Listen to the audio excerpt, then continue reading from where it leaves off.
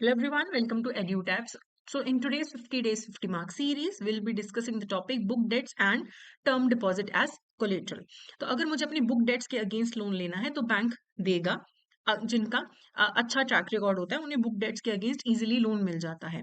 तो देखो, जब भी एक सेलर क्रेडिट सेल्स करता है तो उसके बुक डेट्स बनते हैं। तो जो भी उसके बिल्स आउटस्टैंडिंग होते हैं उन्हें बिल रिसीवेबल बोला जाता है। और जो भी उनके परचेजर्स होते हैं उनका जो डेबिट बैलेंस होता है, यानी कि जो भी क्रेडिट पे परचेजेस करता है, वो अकाउंट रिसीवेबल है। तो जो भी पैसा उन्हें फ्यूचर में रिसीव होने वाला है उसके अगेंस्ट वो लोन ले सकते हैं, बुक डेट्स के अगेंस्ट लोन ले सकते हैं। ठीक है। तो बोरोवर्स क्या कर सकते हैं, बुक डेट्स को बैंक के फेवर में असाइन कर दो और वैसे फिर बैंक से पैसे ले लो कि मैंने क्या किया, मेरे जितने भी बिल रिसीवेबल में है, डेट है, जिनसे मुझे पैसा आने वाला है बुक डेट्स का, वो मैंने बैंक को असाइन कर दिया और उसके अगेंस्ट मुझे बैंक ने लोन दे दिया। तो जो ट्रांसफर ऑफ प्रॉपर्टी एक्ट है वो अलाउ करता है ये कि आप अपने क्लेम को असाइन कर सकते हो। ये मेरा क्लेम है ना पैसे का, जो मैं फ्यूचर में मिलने वाला है, ये मैं बैंक को असाइन कर देती हूँ कि अगर मैं लोन आ चुका हूँ तो ये बुक डेट्स का जो भी पैसा आना है ये आप रख लेना। तो बुक डेट्स को असाइन भी किया जा सकता है, बैंक को हाइपोथिकेट भी किया जा सकता है कि गिरवी रख के बैंक जो है उसके अगेंस्ट लोन दे देगा। तो transfer of property act allow करता है कि आप असाइनमेंट कर दो अपने क्लेम की और उसके अगेंस्ट आपको पैसा मिल जाएगा। तो असाइनमेंट रिटर्न में होनी चाहिए। जो ट्रांसफरर है या उसका एजेंट है असाइनमेंट को साइन करेगा और डेटर को आप बता दो कि ये जो तुम्हारी डेट है, जो तुमने मुझे फ्यूचर में पैसा देना है, ये मैंने बैंक को असाइन कर दिया है। And absolute by way absolute assignment भी हो सकती है, बाय वे ऑफ चार्ज भी हो सकती है कि उस पे चार्ज क्रिएट किया जाए। अब लीगल इम्प्लीकेशन क्या होता है असाइनमेंट का? इसका फायदा ये होता है कि the assignee can sue in is his or their own name and can give a valid discharge.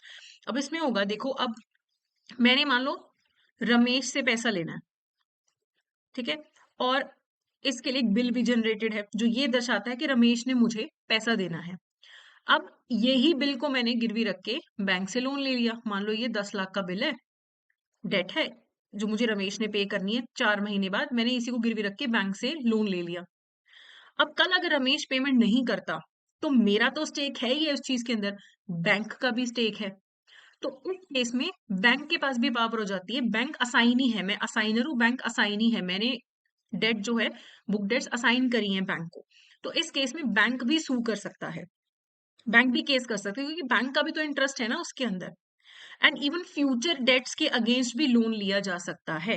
Valid assignment हो सकती है, जो फ्यूचर में कोई डेट क्रिएट होने वाली है उसके अगेंस्ट भी असाइनमेंट हो सकती है कि मेरी डील चल रही है, वो फाइनल होने वाली है, फ्यूचर डेट अराइज होने वाली है, क्रेडिट पे मैं सेल्स करने वाली हूँ, उसके अगेंस्ट भी असाइनमेंट हो सकती है। अगर बुक डेट्स कंपनी असाइन कर रही है, अगर एक कंपनी है वो अपनी बुक डेट्स को बैंक के पास गिरवी रख के लोन वगैरह ले रही है, तो ये बात रजिस्टर ऑफ कंपनीज के पास भी रजिस्टर होना जरूरी है। ओके। अब अकाउंट रिसीवेबल के अगेंस्ट अगर बैंक लोन देता है तो रिस्क क्या है? कई बार ये जो बिल होते हैं फर्जी, नकली, पुराने हो सकते हैं और बोरोवर का ट्रैक रिकॉर्ड अच्छा ना हो तो रिस्क ज्यादा हो सकता है। ऐसा भी हो सकता है कि the proceeds may not be turn out over to the bank for the credit of the borrower's account. ऐसा हो सकता है कि मैंने बैंक के पास अपना बुक डेट जो है गिरवी रख दिया। अब कायदे से जब मुझे पीछे से पैसे मिलेंगे तो मैं बैंक का पेमेंट करूंगी, लेकिन मैं क्या कर रही हूँ, पैसे अपने पास ही रख रही हूँ, बैंक की पेमेंट्स नहीं कर रही हूँ। और डेटर को नोटिस भेजना असाइनमेंट का कि अब मेरे मान लो 15 बिल है जो मैंने बैंक को असाइन कर दिया, अब हर एक 15 में हर डेटर को जा जाके मैसेज करना या उसको लीगल इन्फॉर्मेशन भेजना कि ये जो तुम्हारा बिल है मैंने आगे असाइन कर दिया, ये थोड़ा सा डिफिकल्ट हो जाता है। तो बुक डेट्स के अगेंस्ट वैसे फाइनेंसिंग करने के तरीके हैं factoring, forfaiting and overdraft against hypothecation of book debts. Factoring service भी आप ले सकते हो।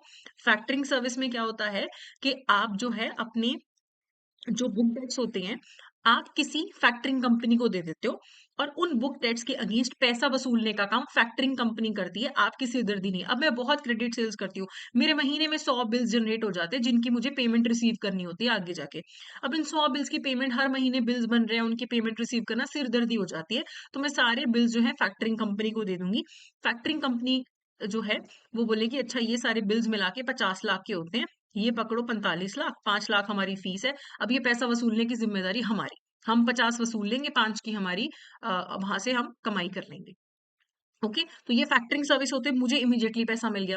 और बुक डेट्स को यूज कर सकते हैं कि हम अपने बुक डेट्स जो हैं किसी को सेल कर दें। बैंक परचेज कर रहे हैं, हमारी सारी बुक डेट्स बैंक ने परचेज कर ली कि ये तुम्हारे 50 लाख के बिल हैं, ये बैंक ने परचेज कर लिए, और बैंक हमें इसके बदले में मान लो 44 लाख दे रहा है, और 6 लाख बैंक जब वसूलेगा 50 लाख, तो 6 लाख बैंक की कमाई हो जाएगी। ठीक है, फैक्टरिंग में वो सिर्फ हमारी तरफ से वसूल रहे हैं। फोर फीटिंग में तो हमने बेच ही दिए बैंक्स को अपने बुक डेट्स। ओवरड्राफ्ट फैसिलिटी भी मिल सकती है, बुक डेट्स को गिरवी रख के हाइपोथिकेशन करके कैश क्रेडिट या ओवरड्राफ्ट की फैसिलिटी भी मिल सकती है। अब यहाँ पे ऐसी जो फैसिलिटी होती है ना बुक डेट्स के अगेंस्ट पैसे की, ये सिर्फ फर्स्ट क्लास बोरो जिनकी इंटेग्रिटी अच्छी है, जिनकी क्रेडिट वर्दीनेस अच्छी है, उन्हीं को ही मिलती है ये ध्यान रखो कि जो बोरोअर है वो अपने सारे अकाउंट्स प्रॉपरली मेंटेन करता है, रेगुलरली ऑडिट करता है। बोरोअर के पास प्रॉपर डेट कलेक्ट करने का, कंट्रोल करने का सिस्टम होना चाहिए है। जो बुक डेट्स हैं 6 महीने से पुरानी नहीं होनी चाहिए, बिल्स 6 महीने से पुराने नहीं होने चाहिए। कुछ बैंक तो 3 महीने से पुराने वालों के अगेंस्ट भी लोन नहीं देते हैं। मार्जिन कितना लेना है ये बैंक डिसाइड करता है। ठीक है, तो बैंक हमेशा बुक डेट्स को वेरीफाई करता है कि जेन्युइन ट्रेड हुआ है तो बिल बना है। ऐसा नहीं कि जान पहचान के लोगों ने आपस में बिल बना लिया नकली और बैंक के पास जाके लोन ले लिया। प्रॉपर जेन्युइन ट्रेड ट्रांजेक्शन होना चाहिए, कोई भी कॉम्प्रोमाइज नहीं होना चाहिए है। अगर ट्रांजैक्शन सिस्टर कंसर्न के साथ है तो उसे बिजनेस एक्टिविटी नहीं माना जाएगा, रिलेटेड विद बिजनेस एक्टिविटी नहीं माना जाएगा। तो यहाँ पे देखो, मान लो ऐसा है कि मेरी कंपनी ए है, मेरी ही कंपनी बी है, इनकी दोनों की ओनर मैं हूँ, इनकी आपस में जो ट्रांजेक्शन होती है ना वो सिस्टर कंसर्न की ट्रांजेक्शन है। ऐसे जो इनके बीच में जो ट्रांजेक्शन हो रही है उनके जो बिल्स होंगे उनके अगेंस्ट आपको लोन नहीं मिलेगा। ठीक है, और ऐसे कोई पेमेंट है, बुक डेट्स की कोई ऐसी पेमेंट है जो आपको इसी वर्किंग कैपिटल साइकिल में नहीं मिलेगी, 2 साल बाद लंबा टाइम में मिलेगी पेमेंट, तो वो फिर आपको एक्सेप्ट नहीं करता है बैंक, उसके अगेंस्ट आपको लोन नहीं मिलेगा। ठीक है, advance payment for capital expenditure से रिलेटेड ट्रांजेक्शन है वो यहाँ पे कवर नहीं होती हैं। Any other advance payment disguised as debtor arising out of sale transaction, कि आपने ऐसी नकली डेटर दिखा दिया जबकि कोई जेन्युइन सेल ट्रांजेक्शन नहीं है, तो ऐसे की जो बुक डेट्स होती है ना इनके अगेंस्ट बैंक आपको लोन नहीं देता है। फिर बात करते हैं टर्म डिपॉजिट की, क्या आप एफडी वगैरह के अगेंस्ट लोन ले सकते हो? तो बिल्कुल ले सकते हो, बैंक आपको लोन ओवरड्राफ्ट की फैसिलिटी प्रोवाइड करता है। चाहे आपका एफडी हो, क्यूमुलेटिव डिपॉजिट हो, तो बैंक के पास अपनी एफडी प्लेज करते हो और आपको लोन मिल जाता है। अगर मेरी एसबीआई में एफडी है तो एसबीआई ही मुझे लोन देगा। जिस बैंक में मेरा टर्म डिपॉजिट होता है उसी बैंक से मैं लोन ले सकती हूँ, और 90% तक का जो डिपॉजिट अमाउंट होता है उतने की मेरे को लोन मुझे मिल जाता है, यानी कि मार्जिन 10% तक ही बैंक लेगा। और इतना 1 लाख की अगर मेरी एफडी, तो 90,000 तक का मुझे लोन मिल सकता है। और मान लो एफडी पे मुझे इंटरेस्ट कितना दे रहा है बैंक, 5% दे रहा है, तो जो मैं से लोन लेगा, लोन मैं बैंक से लूंगी उस पे वो 7-8% चार्ज करेगा, 1-2% ज्यादा ही चार्ज करेगा, तभी तो बैंक को फायदा हो गया ना।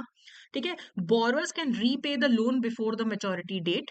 बैंक जो है वो ये इंश्योर करेगा कि मेच्योरिटी डेट से पहले ही, एफडी की जो मेच्योरिटी होने वाली है उससे पहले ही लोन चुकाया जा सके।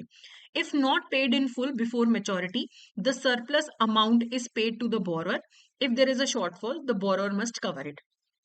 ठीक है, तो if not paid in full before maturity, अगर लोन पूरा बिफोर मेच्योरिटी पे नहीं होता है, तो जो सरप्लस अमाउंट है after recovering principal and interest, bank अपना प्रिंसिपल और इंटरेस्ट कवर करने के बाद जो पैसा बचता है वही आपको एफडी का देगा। ठीक है, अगर कोई कमी पड़ रही है तो फिर आपको वो पूरी करनी पड़ेगी। अगर कोई ऐसा अमाउंट है जो एफडी कवर नहीं कर पा रहा तो फिर कस्टमर को देना पड़ेगा, नहीं तो बैंक अपना प्रिंसिपल और इंटरेस्ट तो आपकी एफडी में से काट के बचा हुआ पैसा ही आपको वापस करेगा। अगर जो लोन है वो किसी थर्ड पार्टी को लेना है, ठीक है, या loan can be secured by deposits held by third party, के डिपॉजिट किसी थर्ड पार्टी के पास है, आप लोन लेना चाहते हो, तो अगर प्रॉपर डिस्चार्ज और डिक्लेरेशन हो थर्ड पार्टी का, तो वो फिर वो नेसेसरी होता है कि डिक्लेरेशन दे दो, प्रॉपर डिस्चार्ज कर दो, तो फिर थर्ड पार्टी के द्वारा हेल्ड किए हुए डिपॉजिट के अगेंस्ट भी आप लोन ले सकते हो।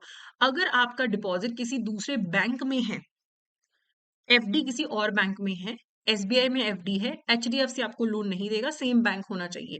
नॉर्मली जो माइनर के नाम पे एफडीज वगैरह टर्म डिपॉजिट होते हैं उनके अगेंस्ट आपको लोन नहीं मिलता है, लेकिन अगर गार्डियन माइनर की नेसेसिटीज के लिए लोन लेना चाहता है तो फिर उसे अंडरटेकिंग रिटर्न देनी पड़ेगी कि माइनर की नेसेसिटीज के लिए है, तो फिर उसे लोन मिल जाएगा।